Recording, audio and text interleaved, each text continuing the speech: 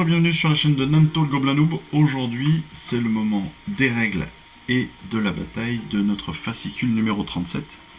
Et on débute avec la feuille de règles numéro 17, donc en mise en page livre de base. Et on va y retrouver donc dans un premier temps les aptitudes d'allégeance. Alors qu'est-ce que c'est? En fait, pour être le plus simple possible, si toutes nos unités de notre armée sont de la même faction, on va pouvoir utiliser des aptitudes spécifiques qui sont des aptitudes d'allégeance. Je m'explique. Si toutes vos unités de votre armée sont du type Stormcast, ou enfin Éternel de l'orage pour le faire en français, eh bien vous allez pouvoir utiliser les aptitudes d'allégeance spécifiques aux Éternels de l'orage. Ces aptitudes, elles vont avoir deux possibilités. Soit ce seront des traits de bataille, soit des optimisations. Les traits de bataille, si vous faites attention, on en a déjà eu. Parmi nos chartes d'unité, on a déjà des informations sur certains traits de bataille et on a pu s'en servir. Les aptitudes d'allégeance sont donc inclus dans les battle tomes. Les battle tomes, c'est donc les tomes de bataille, ce sont les livres spécifiques aux armées. Voilà. Et donc spécifiques aux factions que l'on peut retrouver chez les magasins, chez les revendeurs Warhammer. Bien évidemment en occasion, étant donné que là on est sur la V3. On a aussi des optimisations universelles que l'on va retrouver dans la section 27.5. Peut-être qu'on la retrouvera plus tard ou dans un prochain numéro, on va voir ça tout à l'heure. Mais bon, dans ces aptitudes d'allégeance, on va aussi potentiellement avoir des unités alliées. On sait qu'on peut avoir des unités alliées dans nos armées. On a au maximum une unité sur 4, donc ça c'est important à prendre en compte, une unité sur 4 peut être une unité alliée. Elles sont ignorées pour déterminer si les unités de l'armée sont de la même faction. Évidemment, ces unités alliées ne font pas partie exactement des aptitudes d'allégeance. Mais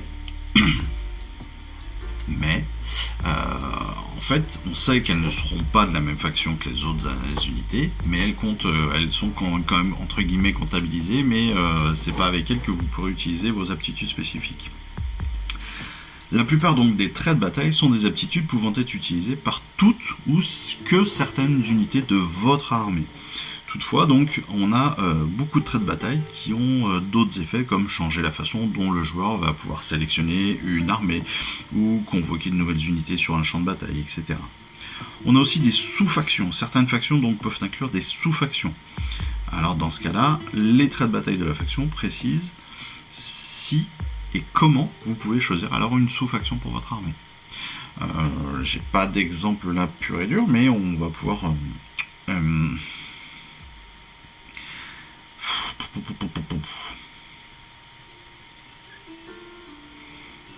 Oui, on nous donne l'exemple par exemple.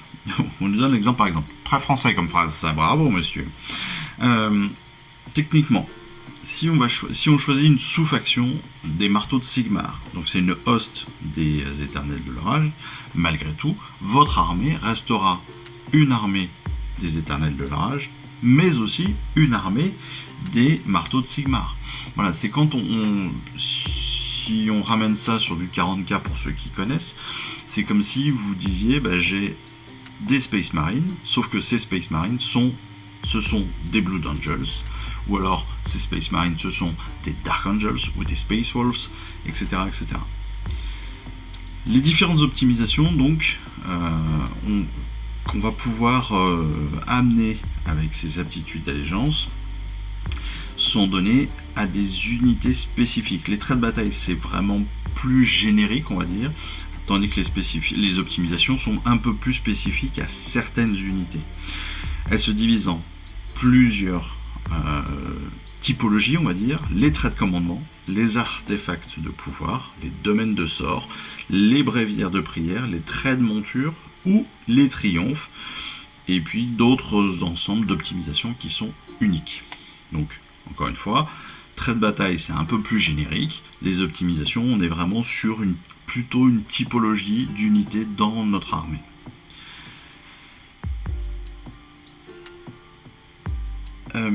ce qu'il faut savoir, c'est que ces optimisations, elles vont être choisies après, évidemment, qu'on ait développé notre armée.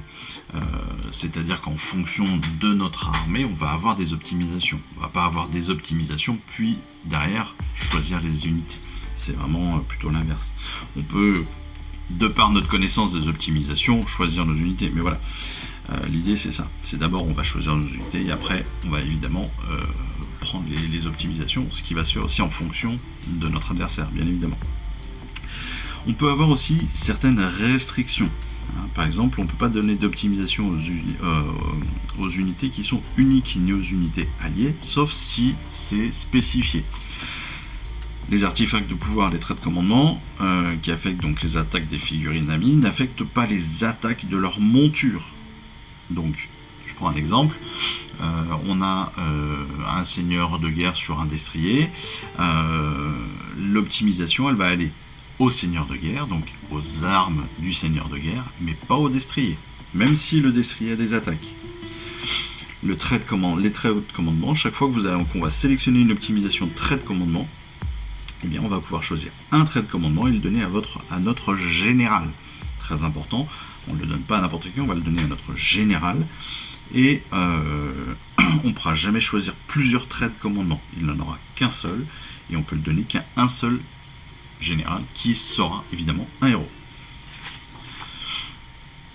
Les artefacts de pouvoir, quand on choisit donc un artefact de pouvoir, on va pouvoir choisir un artefact de pouvoir et le donner à un héros de notre armée. Et évidemment, ce héros ne peut pas avoir plusieurs artefacts. C'est logique. De la même façon qu'on ne peut pas avoir plusieurs fois le même artefact. Un artefact, c'est encore une fois, c'est un objet spécifique, c'est un pouvoir spécifique, donc évidemment on ne peut pas le donner à tout le monde. En fait, il faut très simplement s'imaginer, si vous étiez dans la vraie vie, imaginons qu'un de ces artefacts de pouvoir soit l'arche d'alliance, on sait très bien qu'il n'y a qu'un seul arche d'alliance. Bon, voilà. Ça c'est pour les fans d'Indiana Jones et autres, et de Templiers. Les domaines de sort, c'est pareil. Chaque fois qu'on va sélectionner une optimisation qui va être domaine de sort, on va pouvoir choisir un sort pour chaque sorcier de votre armée dans un de ces domaines de sort auquel il aura accès. Donc on va pouvoir choisir des sorts différents, des différents domaines de sort pour différents sorciers. Mais à chaque fois, voilà, ce sera un par sorcier. Et donc chaque sorcier connaîtra le sort qu'on aura choisi pour lui. Pour le bréviaire de prière, c'est pareil. On va choisir une optimisation de prière, on aura choisi une prière pour un prêtre, et ainsi de suite. Voilà, c'est exactement de la même façon, toujours dans la même optique. Le triomphe, c'est pareil, on va choisir un triomphe pour notre armée. Chaque triomphe ne pourra être utilisé qu'une seule fois par bataille, et seulement si le total de points de l'armée est inférieur à celui de l'armée adverse. Voilà, encore une fois, c'est des choses assez simples. On va avoir une optimisation comme ça à choisir, tac tac tac, en fonction de ce que l'on choisira, et c'est tout. Bon, pareil pour les optimisations uniques, évidemment, chaque ensemble d'optimisations uniques explique comment est-ce qu'on va pouvoir les utiliser, donc ça, pareil, hein, tout va se gérer en fonction des règles de chacune de nos optimisations qu'on aura choisies. En fait, tout bêtement, hein, pareil pour les traits de monture. Traits de monture, ça revient à l'idée de ce que l'on a vu juste avant ici pour le trait de commandement. Évidemment, ce sont des éléments qui vont aller au général et pas à la monture. Pareil pour là, ça va à la monture et pas au commandant. C'est logique.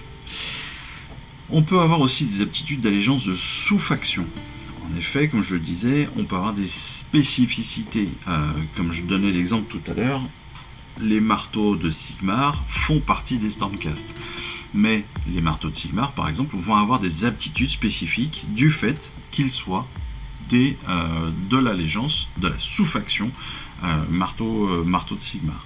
Donc ça, de la même façon, il faudra avoir des sous-factions repérables pour qu'on puisse utiliser les éléments, les optimisations pour ces sous-factions-là. Tout bêtement. Voilà. Encore une fois, toutes les règles sont quand même assez logiques. Hein. Il ne faut pas non plus se prendre la tête sur ces choses-là. Les optimisations, justement, on en a une petite liste là. Alors, ce sont les optimisations qui sont universelles. Les optimisations universelles, ça veut dire qu'elles sont utilisables par n'importe quelle armée. Ça, c'est important. Et comme on le voit, on en a une petite quantité. On en a 2 pages, donc ça veut dire qu'on a autant de pouvoirs qui vont pouvoir être utilisés par nos armées, en plus des traits spécifiques à nos factions. Donc en termes de traits de commandement universels, alors, je vais rappeler, trait de commandement, c'est pour, évidemment, le général. Soif de bataille, vous pouvez relancer les jets de charge et de course pour ce général.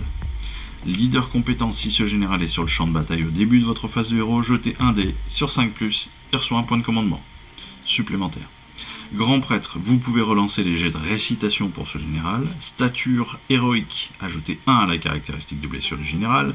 Maître de la magie, une fois par phase des héros, vous pouvez relancer un jet de lancement, de conjuration ou de dissipation pour ce général. Je rappelle, conjuration, c'est pour les prières, dissipation, c'est pour les sorts.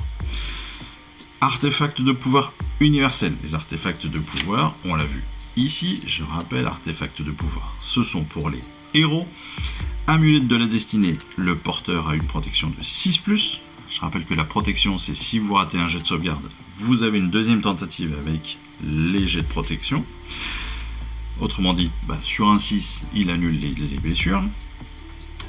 Fiole de venin de manticore, choisissez une des armes de mêlée du porteur, ajoutez 1 au jet de blessure pour les attaques effectuées avec l'arme choisie.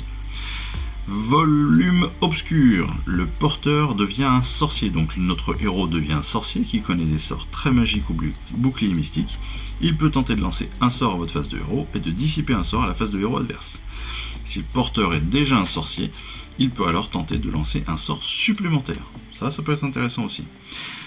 Graine de renaissance, vous pouvez relancer les jets de guérison héroïque pour le porteur. Domaine de sort universel, donc les domaines de sort, je le rappelle, ce sont pour les sorciers. Arme enflammée, c'est un sort ayant une valeur de 4. S'il est lancé avec un succès, choisissez une des armes de mêlée du lanceur, donc du sorcier. On ajoute 1 à sa caractéristique de dégâts de l'arme jusqu'à votre prochaine phase de héros. Lévitation, c'est un sort ayant une valeur de lancement de 8, portée de 18. S'il est lancé avec succès, choisissez une unité amie visible et entièrement à portée, attention. L'unité choisie peut alors voler jusqu'à votre prochaine phase de héros. Ça peut être intéressant s'il y a beaucoup de décors, s'il faut passer au-dessus de certains décors. La brume fantôme est un sort donc de valeur de 5, portée de 6 pouces. S'il est lancé avec succès, choisissez un élément de terrain visible et à portée du lanceur.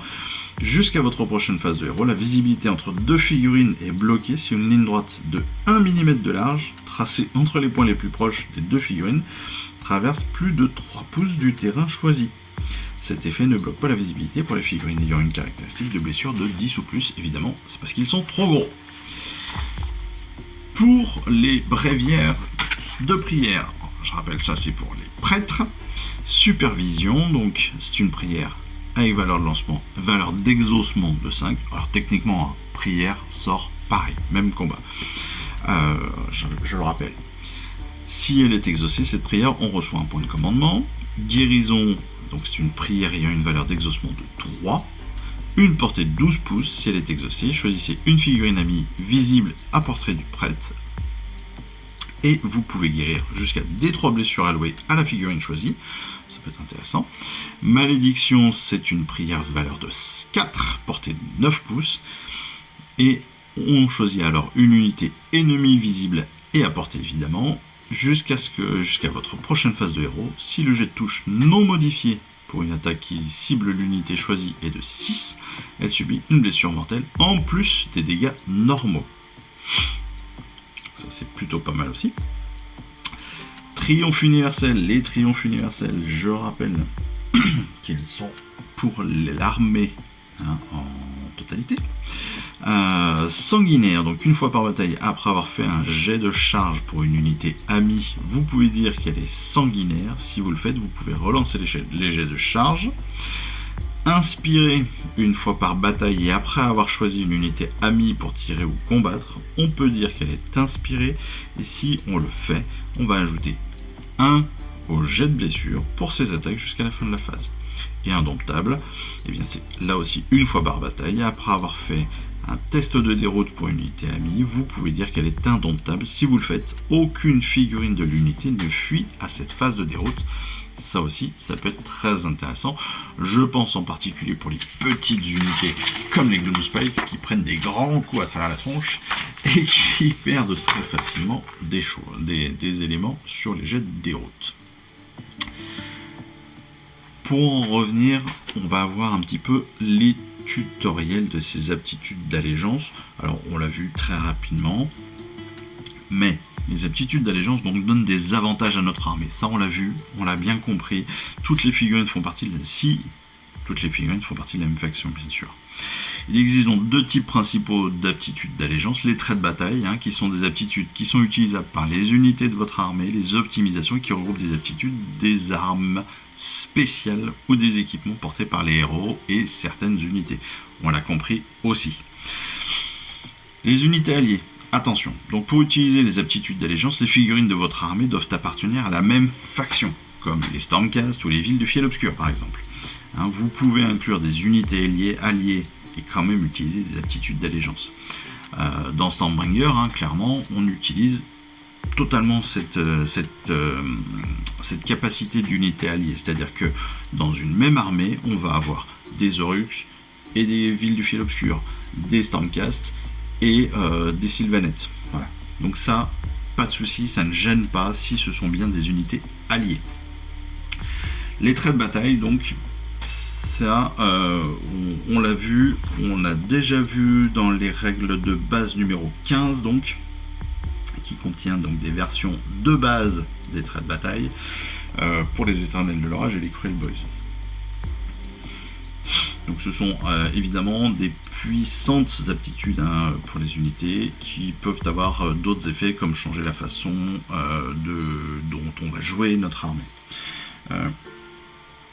Je prends tout simplement les Descendants de l'Orage pour le Stormcast, c'est un trait de bataille. Descendants de l'Orage, je rappelle, vous savez, on peut amener des figurines, des unités Stormcast presque au milieu de la bataille. En fait, on n'est pas obligé de les gérer pendant le déploiement, on va pouvoir les intégrer et les faire apparaître plus tard, les faire apparaître en réserve en fait. Et ça peut être intéressant parce que ça peut permettre justement de gagner l'initiative par exemple. Parce qu'on rappelle que en termes de déploiement, ça peut permettre de gagner l'initiative. Les optimisations donc s'appliquent pas à l'ensemble de l'armée, mais donc bien renforcent certaines unités. On l'a vu. On vient de le voir et on a fait le détail de toutes les optimisations universelles. On pourrait reprendre l'ensemble de ces choses. Je pense qu'il n'y en a pas besoin. Je pense que là on a bien vu tout cela aujourd'hui. Trait de commandement pour le héros, pour le général, artefact de pouvoir pour les héros, domaine de sort pour les sorciers, bréviaire de prière pour les prêtres, les triomphes. Ce sont d'autres optimisations pour l'armée ou pour des unités individuelles un peu plus. Voilà. En ce qui concerne les spécificités de la semaine, je rappelle que nous avons eu donc cette semaine les gardiens d'Iltari. Les gardiens d'Iltari, c'est-à-dire la bande Underworld de Sylvanette, bien évidemment, qui comprend donc Iltari et ses gardiens. Iltari, donc c'est une sorcière, très clairement, c'est une sorceronce qui cherche sans relâche les graines âmes dérobées par Nagash. En canalisant la magie de la vie, elle purge les lieux morts de la présence des serviteurs du grand nécromancien. Elle a un mouvement de 5 pouces, une sauvegarde de 5+, une bravoure de 7 et 5 blessures. Elle a 3 attaques possibles parce qu'elle a un compagnon, entre autres, le fiel follet de cette unité, donc qui est une arme qui est armée de mandibules claqueuses. Comme c'est une sorcière, elle peut lancer un sort à sa phase de héros et en dissiper un à la phase de héros adverse. Elle a 2 aptitudes, vigueur et colère, qui lui permet de relancer les jets de blessure de 1 pour les attaques de cette figurine. plutôt pas mal. C'est-à-dire, je réexplique. Si, je pense qu'on va l'avoir en tutoriel, tout à fait. Donc, je ne le réexplique pas tout de suite. Mais en l'occurrence, on relance tous les jets de blessure de 1. Voilà, ça c'est quand même top. La fenaison. La fenaison, donc c'est un sort qui a une valeur de 6, une portée de 12. Si il est réussi, bien sûr, ce sort, eh bien, on va choisir une unité ennemie qui est à portée visible, bien sûr, et on va jeter 6 dés. Et pour chaque jet de 5+, l'unité subit une blessure mortelle. Plutôt pas mal, ça peut être intéressant, ça peut permettre de poser 6 blessures mortelles directes avec ce sort. Gardiens d'Iltari, ce sont donc les accompagnants, les 3 accompagnants d'Iltari. Ils sont nés d'antiques graines âmes des royaumes de la mort. Les gardiens d'Iltari étaient jadis des émissaires et des diplomates, mais ils sont aujourd'hui habités par la haine et cherchent à venger leurs camarades tués. Donc, on le sait, il y a 3 figurines de gardiens. Il y a donc Galangan, Scatael et Anslen. Galangan, donc il est armé d'une haste de protecteur. Scatael est armé, lui, d'une grande lame, donc c'est une grande épée enchantée. Et Anslen, lui, il est armé d'un arc revenant. Alors la haste, évidemment, vous l'aurez compris, c'est une grande hache, hein, voilà. Vous voyez ce que je veux dire, vous avez les figurines dans les mains. 2 aptitudes pour ces gardiens. Évidemment, il y en a un qui a une arme de projectile, mais tous sont armés aussi pour la mêlée. Donc on a la grande lame, on a la haste, et puis avec son arc de revenant, eh bien Anslen est aussi capable de se battre dans la mêlée. Forcément moins fort que les 2 autres, ça paraît assez logique. Donc 2 aptitudes pour ces gardiens. D'abord mémoire martiale. Une fois par tour, donc cette unité elle peut recevoir l'ordre attaque en règle ou défense en règle sans que l'ordre soit donné et donc sans dépenser 2 points de commandement. Ça peut être hyper intéressant. Je rappelle que ça donne des pouvoirs, des possibilités d'attaque ou de défense supplémentaires. Enfin ça donne des bonus plutôt supplémentaires. Vigueur et colère, on va pouvoir relancer les jets de blessure de 1 pour les attaques de cette unité. Là aussi, pareil que Iltari, c'est la même aptitude, et on va la voir de suite. Ça tombe bien. Donc, vigueur mortelle, on l'a dit, on va pouvoir relancer les jets de blessure de 1. Ça veut dire quoi? Ça veut dire que si on jette pendant une attaque, si on jette un jet, et si à la blessure, on fait un jet avec un 1, on va pouvoir relancer ce dé. Tout simplement. Ça peut être hyper pratique. Hein. Ça laisse une deuxième petite chance. Hein. C'est toujours intéressant. La fenaison, très simple. C'est un sort, donc on l'a dit. Donc avec une valeur de lancement, je me rappelle plus, mais valeur de lancement de 6. On a 12 de portée. Et donc, dans ce cas-là, si toute l'unité ennemie est à portée, on va lancer 6 dés et sur tous les jets de 5 ou 6, eh bien, on va mettre une blessure mortelle à l'unité. Plutôt pas mal. Mémoire martiale. Ils vont pouvoir donc, gratuitement, parce qu'il n'y a pas de point de commandement de dépenser, gratuitement, ils vont pouvoir utiliser soit attaque en règle, soit défense en règle. Et il n'est pas nécessaire d'avoir un héros pour donner de l'ordre, évidemment, vu qu'il n'y a pas de point de commandement à dépenser. Donc ça, c'est plutôt intéressant. Par contre, il est à noter, parce que c'est important, on nous le notifie là, et donc ça fait partie des éléments qu'on a déjà vu dans le tutoriel 8. La fureur monstrueuse, rugissement, elle empêchera toujours les gardiens d'Iltari de recevoir ses ordres. Donc attention, si la fureur monstrueuse, rugissement est en cours, on ne pourra pas utiliser cette aptitude spécifique. Voilà, c'était la fin des règles de cette semaine. On passe évidemment de suite à la bataille rangée numéro 17. La bataille rangée numéro 17, c'est le poids des ténèbres et on se retrouve tout de suite sur le champ de bataille. Donc malheureusement, vous l'avez compris, si vous êtes encore là et que vous attendiez la bataille, elle n'est pas encore pour tout de suite. Parce que j'ai pris un petit peu de retard sur les batailles justement, donc évidemment j'essaierai de les reprendre avec des vidéos mises à jour comme je le fais habituellement. Ne vous inquiétez pas, ça devrait arriver dans les prochaines semaines, en tout cas dès que je le pourrai. En attendant ce moment, merci d'avoir regardé cette vidéo, merci de vos abonnements, de vos pouces bleus, de vos commentaires toujours plus positifs les uns que les autres qui font toujours plaisir. Et puis moi il me reste plus qu'à vous souhaiter une excellente fin de semaine, à vous dire à très vite dans une prochaine vidéo, et puis voilà, allez, je vous embrasse, ciao, bye bye. Je vous remercie d'avoir suivi cette vidéo. Si ça vous a plu, eh bien abonnez-vous, lâchez un petit like et un commentaire et suivez-moi sur Instagram. Instagram où je poste régulièrement des photos de mes dernières réalisations et dernières peintures. Et puis comme il est maintenant de tradition sur la chaîne, je vous souhaite une excellente fin de journée et surtout, lisez bien, collectionnez bien, assemblez bien, peignez bien et jouez bien. Allez, je vous embrasse et puis je vous dis à très vite. Allez, ciao, bye bye.